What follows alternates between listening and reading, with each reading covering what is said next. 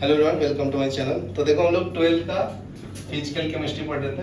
12th physical chemistry, ठीक है। Topic का नाम है सॉल्यूशन, बराबर है।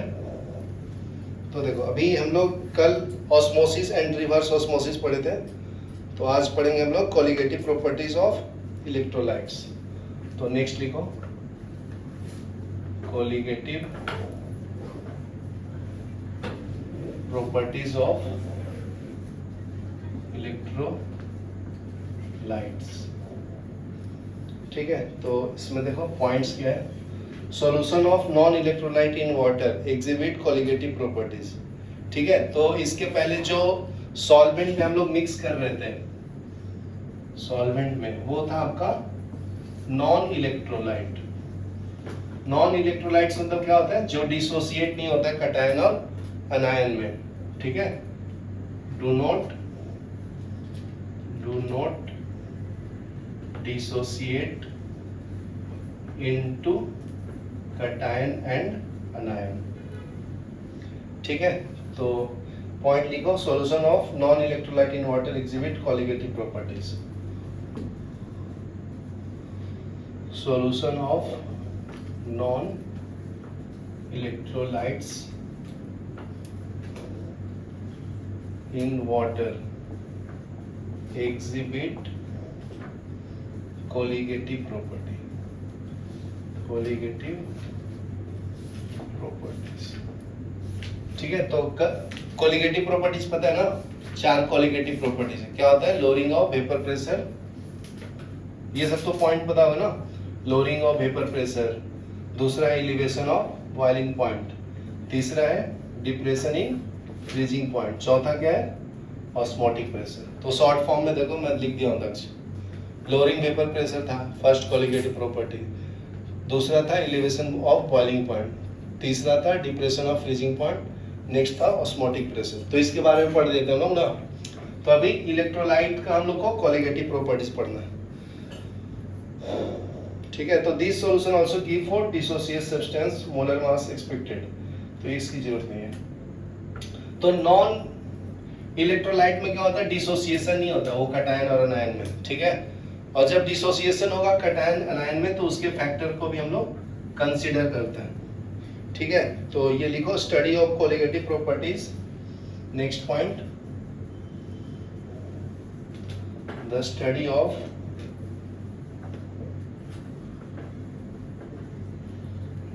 Of colligative properties of electrolyte however requires a different approach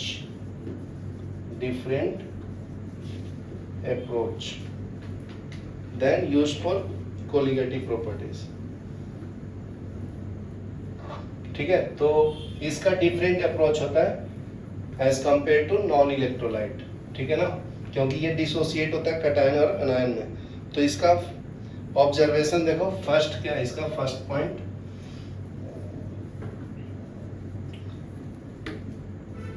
the solution of electrolytes also exhibit colligative properties। तो ये चारों प्रॉपर्टी को भी नॉन इलेक्ट्रोलाइट में दिखाता है। इलेक्ट्रोलाइट में मोस्टली आयनिक कंपाउंड होगा, जैसे HCl हो जाएगा, H+ और Cl- में डिसोसिएट होता है, Na+ और Cl- सॉल्ट। जितने एसिड बेस है वो सब इलेक्ट्रोलाइटिक सॉल्यूशन बनाएगा, ठीक है। तो इसमें ये ओपन नहीं करता है Raoult's law, which do not obey relations of non-electrolyte। First point हो गया। अभी सेकंड देखो, सेकंड में क्या है, colligative properties of solution of electrolyte are greater than that of expected for non electrolyte. तो इसका हायर कोलिगेटिव प्रॉपर्टी हुआ, क्योंकि दोनों का वैल्यू कंसीडर करेंगे ना, प्लस माइनस का, इसलिए इसका वैल्यू ज्यादा हो जाता है। तो ये भी लिख लो, the colligative properties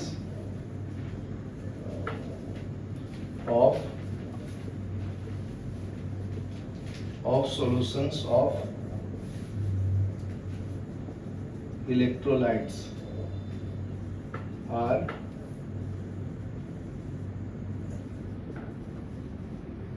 greater than those of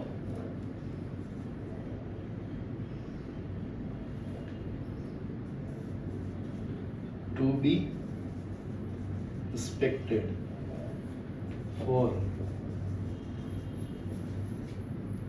solution of non-electrolytes of same concentration। ठीक है, यहां तक लिखो, फिर आगे बताता हूँ। देखो भाई, थर्ड पॉइंट क्या है इसका?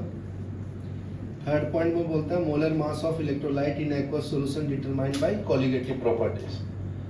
देखो, द मोलर मास मतलब molecular mass of electrolytes in aqueous solution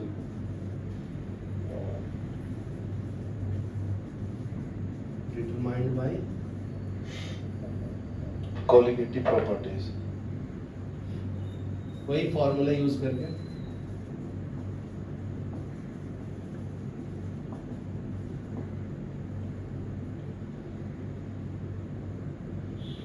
ठीक है, determined by colligative properties are found to be considerably lower than formula masses।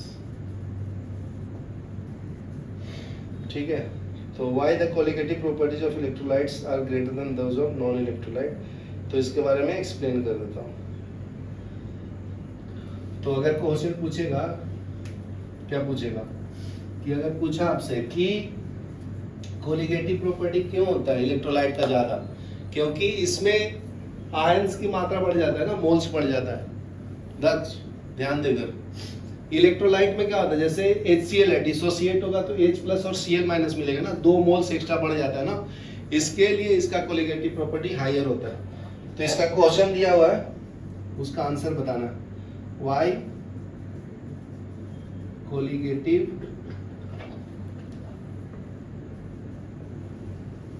Properties of electrolyte solutions are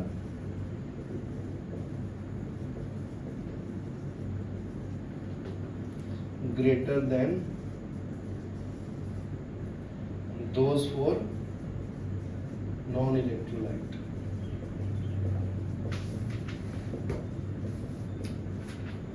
of same concentration. तो इसका answer क्या आएगा बताएगा? ये question है, इसका आंसर क्या आएगा? ठीक है, पॉज करो 2 मिनट।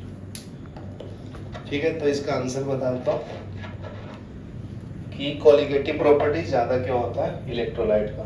तो इसका आंसर मैं यहाँ पे लिख देता हूँ। तो इसका फर्स्ट आंसर है electrolytes dissociate into 2 or more ions when dissociate into water or dissolve into water। ठीक है, ये फर्स्ट पॉइंट हो गया।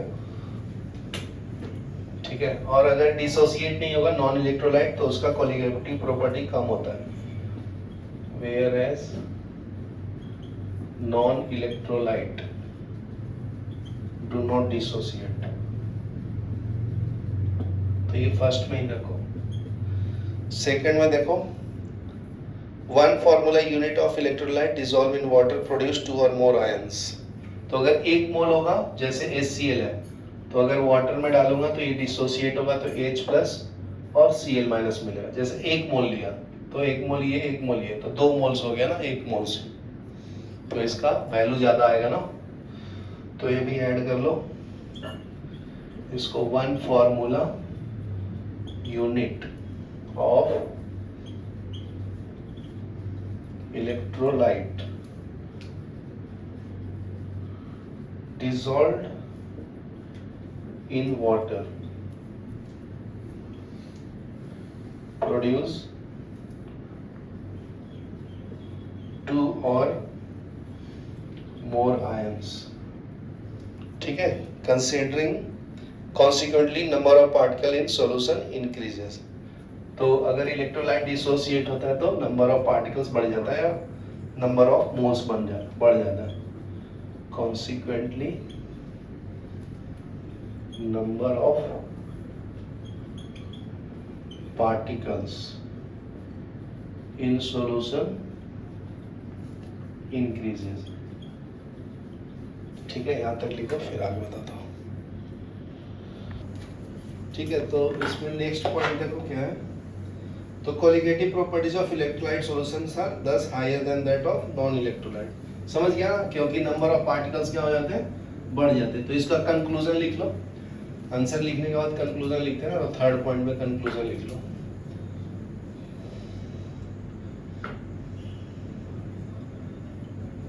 द कोलिगेटिव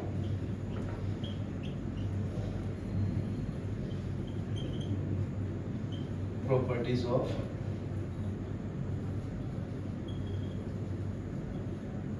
electrolyte solutions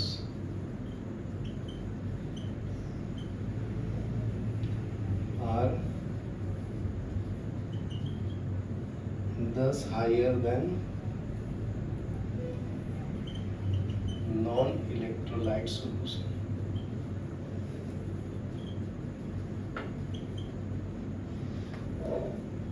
ठीक है, तो इसके एग्जांपल्स देखना है तो देख सकते हो। If 1.25 sucrose solution has delta TF 2.32, तो what will be the expected value of delta TF for 1.24 for calcium chloride। तो इसका एग्जांपल है तुम्हारा दिया हुआ, जैसे एग्जांपल दिया है कि when NaCl is dissolved in water it produce 2 ions। ठीक है, तो अगर पानी में डिसोसिएट होगा तो 2 आयंस देगा। फर्स्ट है कटायन Na प्लस और दूसरा है Cl माइनस। ठीक है, तो इसके आयंस बढ़ गए तो कोलिगेटिव प्रॉपर्टीज बढ़ जाएगा। समझा ना, NaCl 2 पार्ट्स में डिसोसिएट होगा ना। दूसरा है कि अगर सुक्रोज है, सुक्रोज का फॉर्मूला पता है, C6H12O6, इसको ग्लूकोज भी बोलते हैं। ग्लूकोज और सुक्रोज का दोनों का फॉर्मूला सेम होता है, मोलिकुलर फॉर्मूला, सिर्फ स्ट्रक्चर में डिफरेंट होता है थोड़ा। ये अल्कोहलिक फंक्शन होता है, इसमें एल्डिहाइड फंक्शन होता है। ठीक है, तो ये डिसोसिएट नहीं होता ना, does not dissociate, does not dissociate. और वीक एसिड बेस को कैसे पहचानोगे, जिसमें कार्बन आएगा ना वो वीक होगा, सिंपल याद रखो। समझा, बिना कार्बन का रहेगा तो स्ट्रॉन्ग रहेगा वो। It is expected that colligative properties of 0.1 is twice than that of 0.1। तो इसका मतलब क्या है, ये 2 पार्ट्स में डिसोसिएट होगा तो ये 2 टाइम्स हो जाएगा और ये 1 ही टाइम रहेगा। तो 0.1 molality NaCl is twice that of 0.1 molality sucrose solution. ठीक है, यहाँ तक लिखो, फिर मैं नेक्स्ट बताता हूँ वेंट ऑफ फैक्टर। अभी देखो नेक्स्ट साइंटिस्ट जो इंट्रोडक्शन देते हैं वो है आपका van't Hoff factor. Van't Hoff factor, Hoff factor. ठीक है, to obtain the colligative properties of electrolyte solution by using relation for non electrolyte suggested a factor I ठीक है, तो दोनों के रेशियो के बीच में जो रिलेशन देता है उसको हम लोग आई बोलते हैं, ठीक है। वेंटा फैक्टर इतना वर्ड लिखने से अच्छा सिंपल आई लिखना है। आई का मतलब क्या है, वेंटा फैक्टर, समझ गया ना। तो लिख लो इसका definition, it is defined as ratio of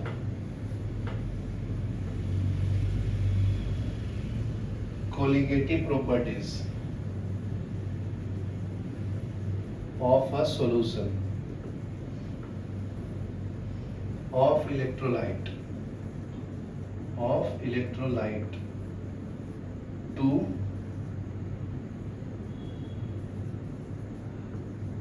colligative properties of non-electrolyte.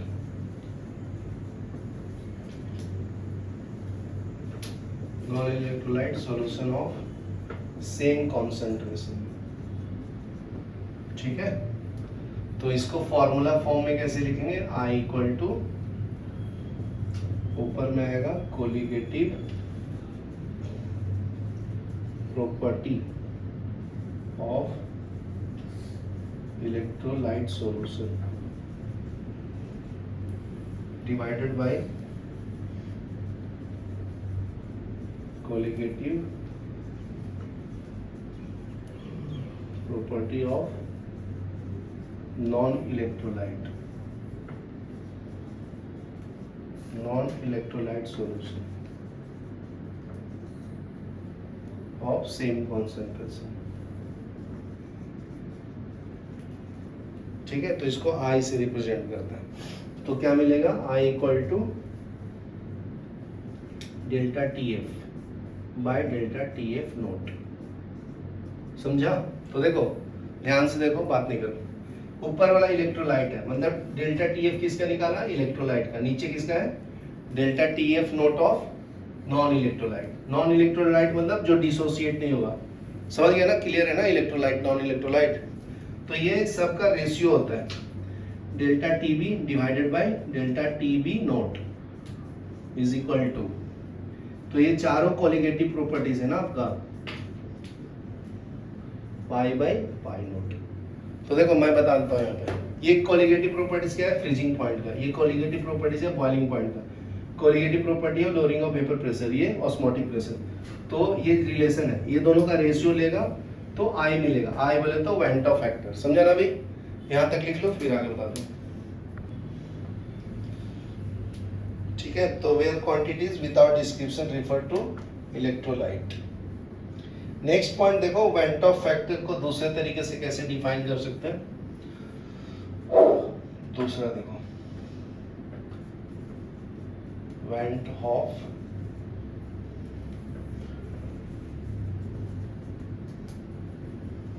Factor I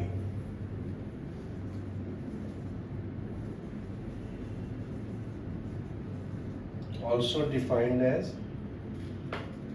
in an alternative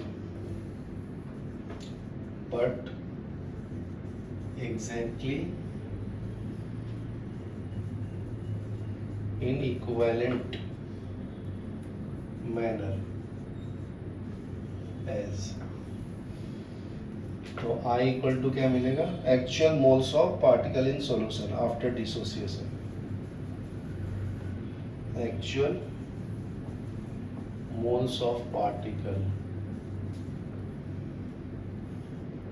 in solution after dissociation divide by moles of formula mass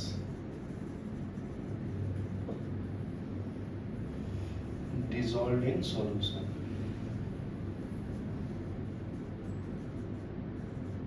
ठीक है। ऊपर में क्या है, जैसे देखो NaCl है तो ये डिसोसिएट होगा तो 2 मोल्स आ जाएगा ना, Na प्लस और Cl माइनस, 1 मोल और 1 मोल, तो टोटल 2 मोल्स होगा, ठीक है। और सुक्रोज है तो C6H12O6, तो ये डिसोसिएट नहीं होगा तो इसका एक ही मोल लेने का, तो इसका मतलब 2/1 आएगा आंसर। तो आई का निकालना है तो 2/1 आएगा, समझा ना? सिंपल, तेरे को समझा? ये आई फैक्टर क्या है? NaCl डिसोसिएट हुआ Na प्लस और Cl माइनस में ना, तो ये 2 मोल हुआ है, 1 + 1 2, समझा? और ये डिसोसिएट नहीं रहा, ग्लूकोज का 1 ही मोल लिया, तो रेशियो क्या आएगा? 2/1 ना, यही है। ठीक है, तो ये हो गया तुम्हारा। इसमें और थोड़ा लिखना है दूसरे तरीके से, तो और क्या लिख सकते हैं इसका? Second formula I equal to है formula mass of substance divided by observed मास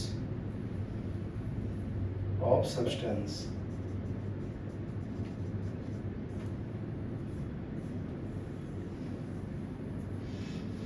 ठीक है, पॉज करो। ठीक है, तो इसका एकदम सिंपल फॉर्म में, छोटे फॉर्म में कैसे लिख सकते हैं? I equal to m theoretical value divided bye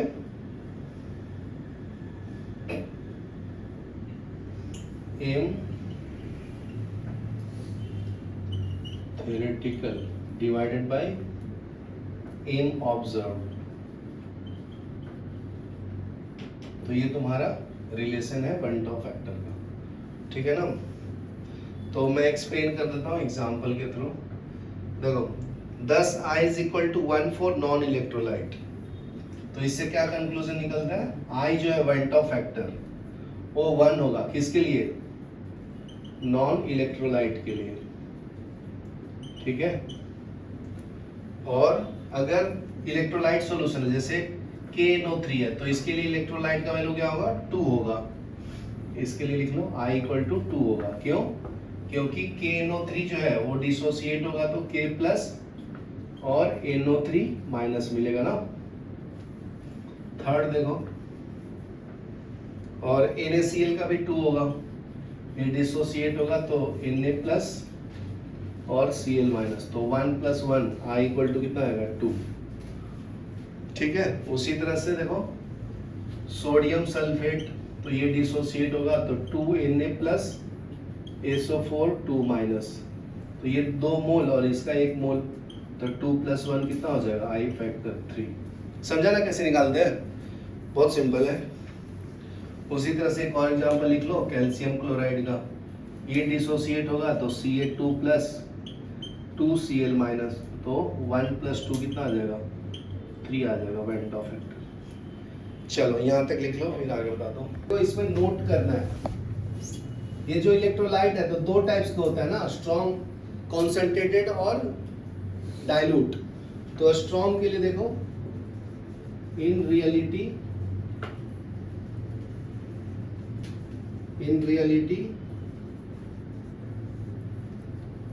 specially at high concentration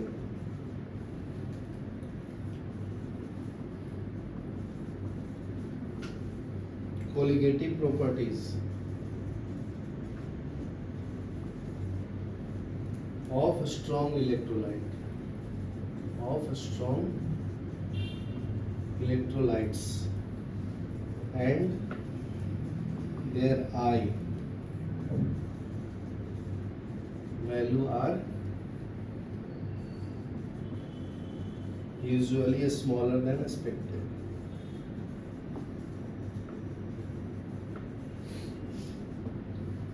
ठीक है, तो क्या बोलता है कि अगर मान लो NaCl हाई कॉन्सेंट्रेशन वाला है, समझा ना, तो उसका इलेक्ट्रोलाइट थोड़ा स्मॉल आएगा, तो तुमने एक्सपेक्ट किया होगा ना कि 2 आना चाहिए, तो 2 नहीं आएगा, 2 से कम आएगा, मान लो 1.98 आ गया। समझा क्या लिखा हूँ? ये देखो NaCl का इलेक्ट्रोलाइट I का फैक्टर 2 है ना, रूपल NaCl का फैक्टर कितना है? वेंटो फैक्टर 2, तो तूने सॉल्व करोगे ना, सॉल्व किसके लिए? कॉन्सेंट्रेटेड के लिए, तो उसके लिए वैल्यू I का वैल्यू लेस देन 2 आएगा, जैसे मान लो 1.98 आ गया, समझा? 1.88 आ गया, ये बोलना चाहता हूँ, समझा ना? नेक्स्ट पॉइंट देखो, the reason is that electrolytic force between positively charge ion bring about the formation of ion pair. तो इसका रीजन क्या है? क्योंकि वो कॉन्सेंट्रेटेड है ना, तो आपस में जल्दी ज्वाइन हो जाता है. The reason is that electrostatic forces between positively charged ion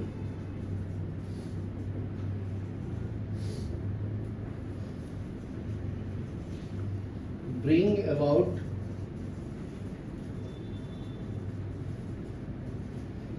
formation of ion pairs. ठीक है ना. each ion pair consists of one or more cation or anion. लिख लो. each ions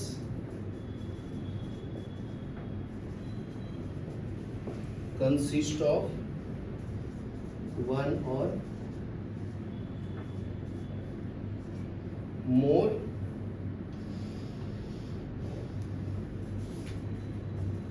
cations and one or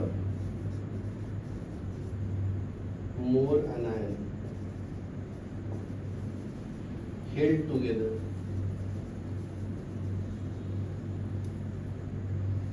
by electrostatic force of attraction.